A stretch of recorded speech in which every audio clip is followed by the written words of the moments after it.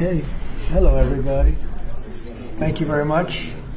You see that beautiful milk? That's what we're here for. We're going to be discussing milk and whole milk and how good it is, and how nourishing. And these people all come from beautiful farms. They have a wonderful life, and they're happier today than they would have been if we didn't sign this. So we'll be talking about that in a second.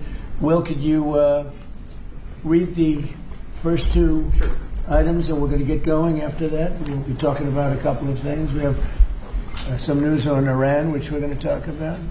So shortly before you all came in, the President signed two executive actions.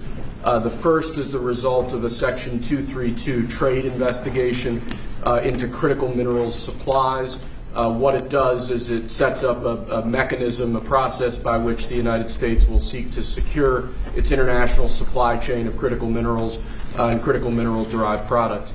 The second is actually the result of another Section 232 trade investigation, this one into semiconductors. It sets up a two-phase process. Under the first phase, semiconductors that are imported into the United States of America that are not then used domestically to build out our AI or computing architecture here will be subject to a 25% tariff. So, for example, semiconductors that were transshipped through the United States to other foreign countries would be subject to that 25% tariff. But those are two executive actions that the President reviewed shortly before you all came in. So they're going to sell chips, basically, and it's a chip. It's not the highest level, but it's a very good level, and China wants them and other people want them, and we're going to be making 25% on the sale of those chips, basically. So we're allowing them to do it, but the United States is getting 25% of the chips in terms of the dollar value, and I think it's a very good deal. Great deal. We're taking billions of dollars, and they've done a fantastic job.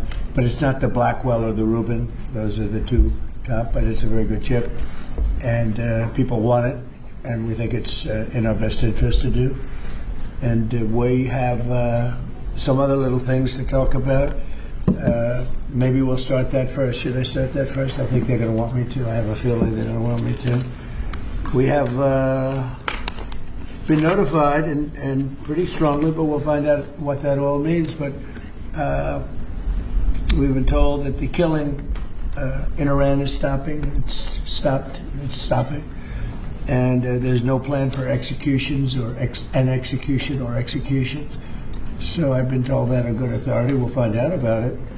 I'm sure if it happens, we'll all be very upset, including you will be very upset. But that's just gotten to me, some information that the killing has stopped, that the executions have stopped. They're not going to have an execution, which a lot of people were talking about for the last couple of days. Today was going to be the day of execution.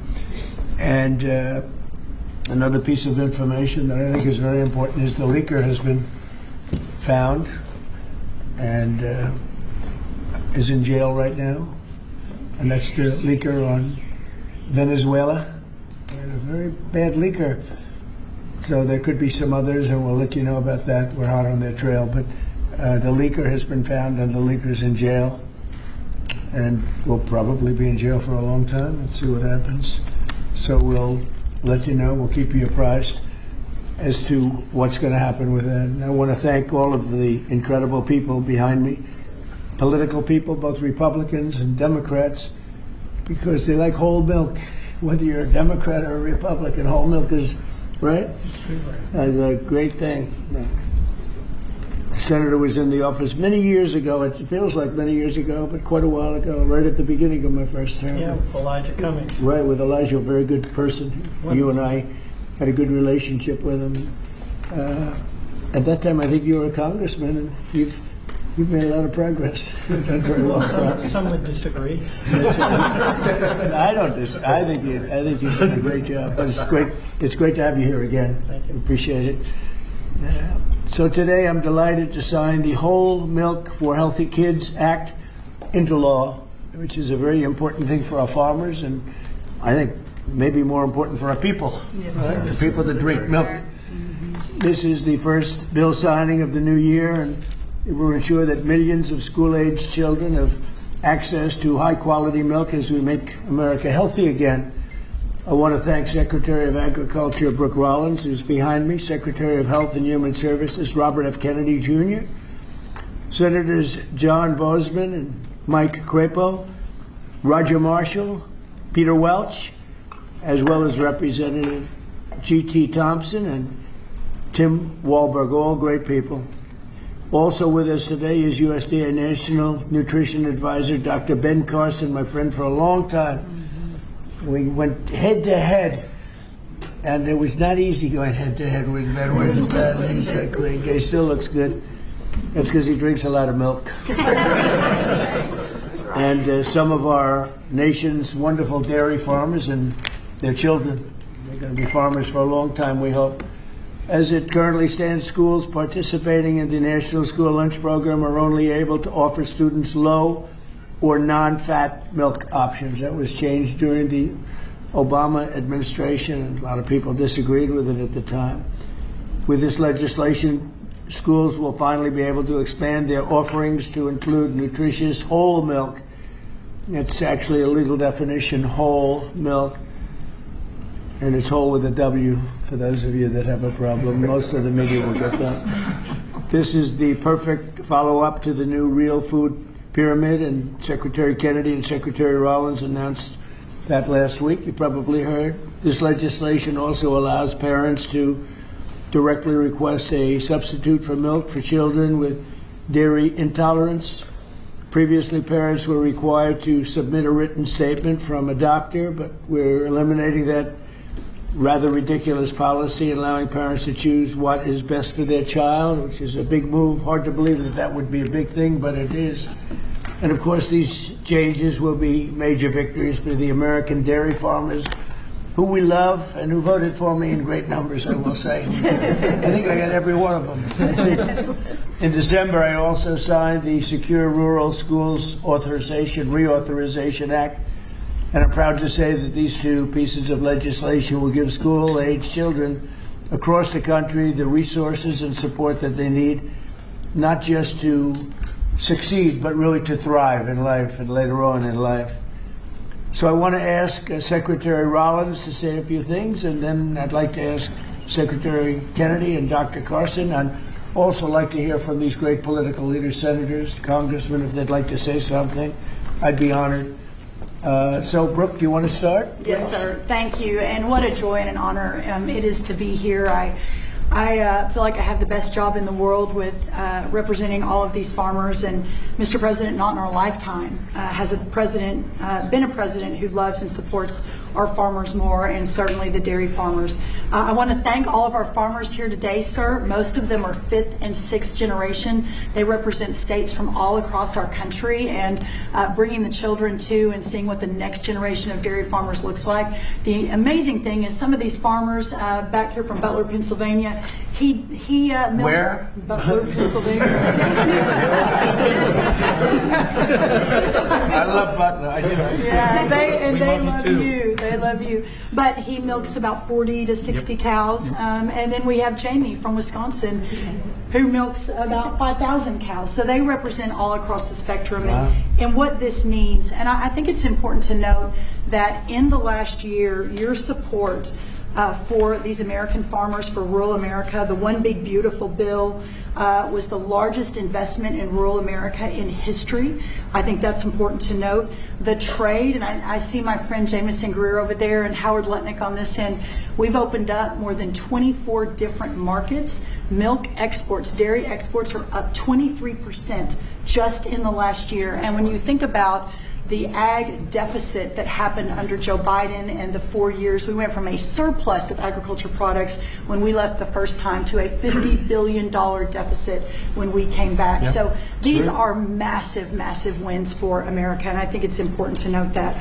I also want to note, and you said it as well, that over a decade ago, Michelle Obama, in this very room, made an announcement on a short-sighted campaign to ditch the whole milk in schools, and that's what we're working to fix today. Last week, Bobby Kennedy and Ben Carson and Dr. Oz and the whole crew Sir announced the Dietary Guidelines for Americans 2025 to 2030, which also reintroduced full-fat dairy into a healthy diet. And today, by signing this bill, Senator Marshall and Congressman Thompson and both all the wonderful men to the right who worked so hard on this, Peter Welsh, it is a bipartisan issue, and understanding where we are in this country and how important the health of certainly our children are is so important. USDA is posting today the guidance. So we're signing the bill, and USDA, we're moving at Trump time, is posting today the new rulemaking that is necessary to get whole milk back into school lunches. So that's a really, really big deal. So how long will that take? It should just take a few weeks, and then the milk starts moving in. So it's a big announcement, sir, for our schools and our children. And I know Secretary Kennedy will talk a little bit about the health issues, so I won't do that. I'll skip over that. You mentioned, and the last thing I'll say, I know we're here to sign the bill on whole milk, but Senator Crapo's work and our wonderful friend Doug LaMalfa, who we lost way too soon, Right. Their work on securing rural schools reauthorization act, how important that too is for rural America. 700 eligible rural counties across the nation are now guaranteed funds for schools and roads and infrastructure. So, sir, you say it all the time. Those are your people. They voted for you and with us and saw your vision from the beginning. This is who we're here to support today, in addition to the whole milk for healthy schools, which will help all children. Just remember, eat real food and drink whole milk.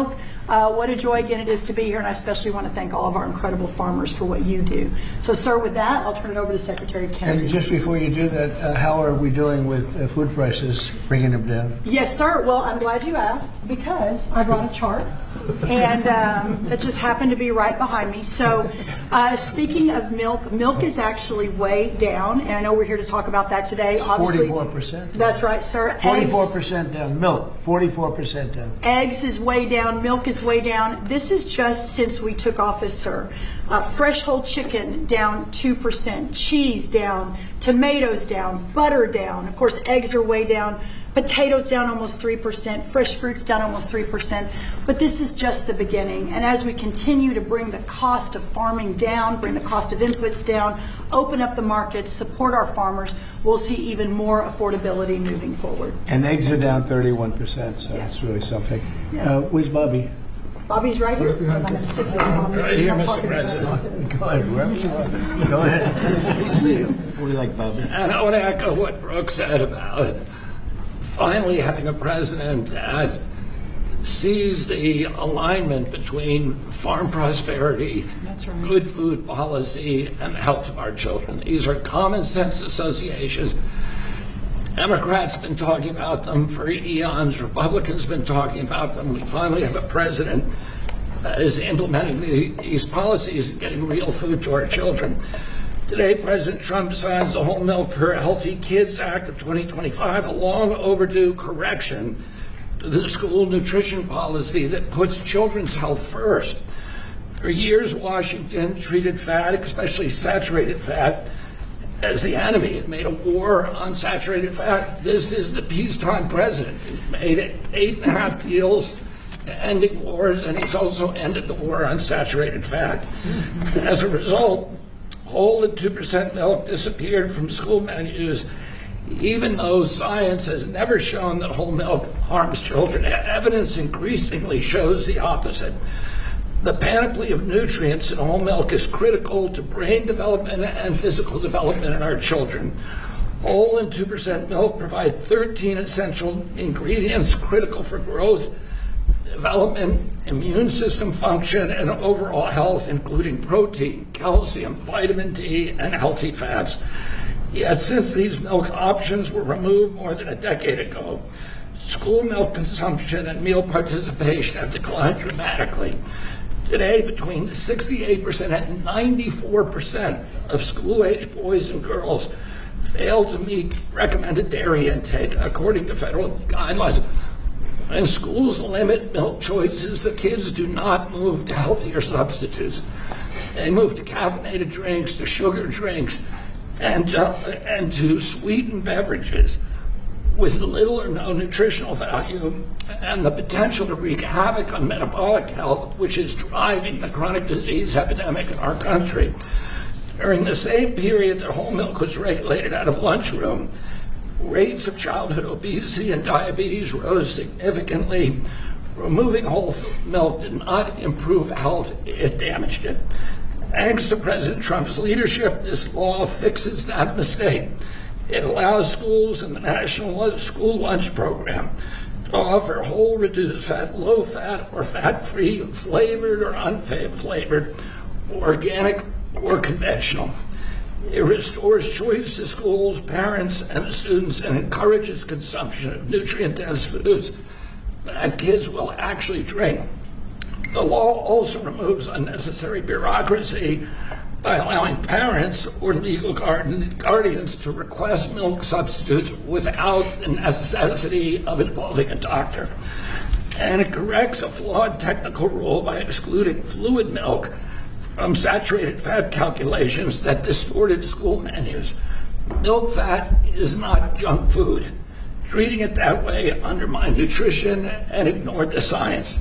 Last week, Secretary Rollins and I unveiled President Trump's new food pyramid and updated our dietary guidelines with a clear message: eat real food. This law puts that principle into action. As Secretary of Health and Human Services, I support this reform because it aligns federal policy with evidence-based nutrition, not ideology or dogma. Healthy kids need real food. They need real protein. They need healthy fats, and they need policies grounded in reality and science. I want to thank President Trump again for his vision, for signing this bill, for continuing to put children's health first. This is exactly the kind of practical change that will make America healthy again. Thank you, Bob. Thank you, Bobby. We have some milk here. It's been sitting here for 5 days, so it's from the original bottle, and I brought it so the press can have some. You can swig it all out of it. Remember the old days when we were kids, everybody shared a bottle? Today we tend not to do that, but if you'd like to, if you trust the person that you're drinking after, it's right here. It's yours, okay? It's semi-fresh, 5-6 days old. Thank you. So, Ben